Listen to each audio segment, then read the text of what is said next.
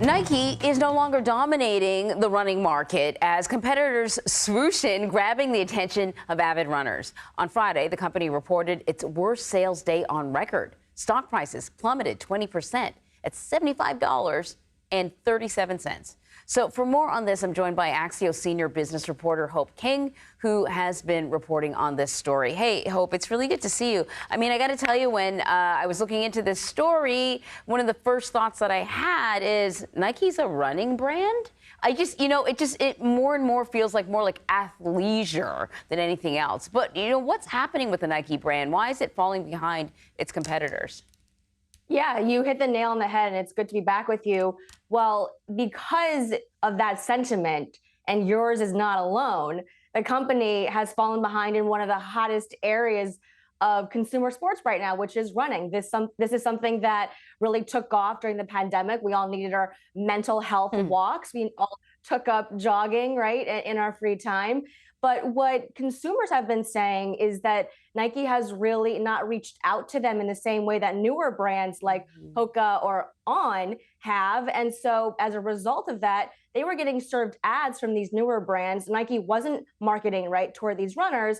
And so as a result, these consumers are trying out these new brands, and Nike CEO has admitted that they had been underinvesting in this area that had been booming. So that's one particular area where Nike's business has been struggling. The other area is really their strategy to sell.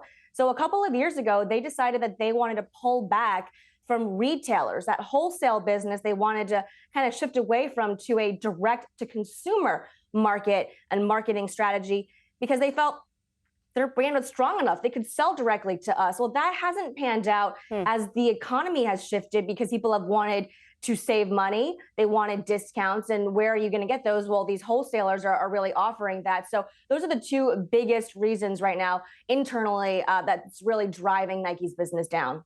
Yeah, I got to say, when I think about buying shoes, I will often buy shoes online without trying them on. But when it comes to runners, like things that I know I'm going to work out in, I want to go to the store and I want to try them on. And I also thought, we're living in a different marketing time. These like massive collaborations with celebrities, not really necessary for some of these startup brands. And I wonder if that's helped some of these newer brands kind of chip away at Nike.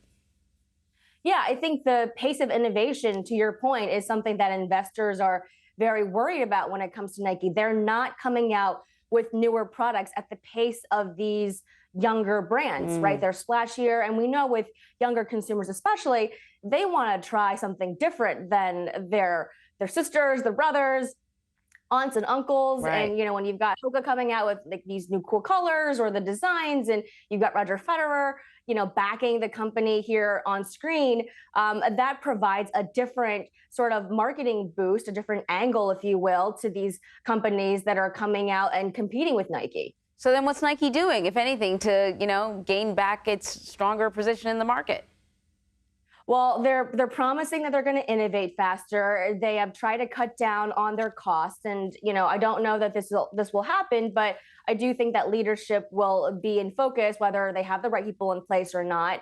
They'll probably look at the lineup that they have at the top to see if they need to have any changes. And it's worth noting that the co-founder of Nike, Phil Knight, has actually come out in support of the company, saying, listen, I've seen their plans. I believe in them. So, but as you know, everything comes from the top. And so if those ideas aren't flowing the right way, we're going to see them at the consumer level, and we're going to see them with investors and in the market share and in the share price in the market. Yeah, really interesting. Hope King, thank you so much.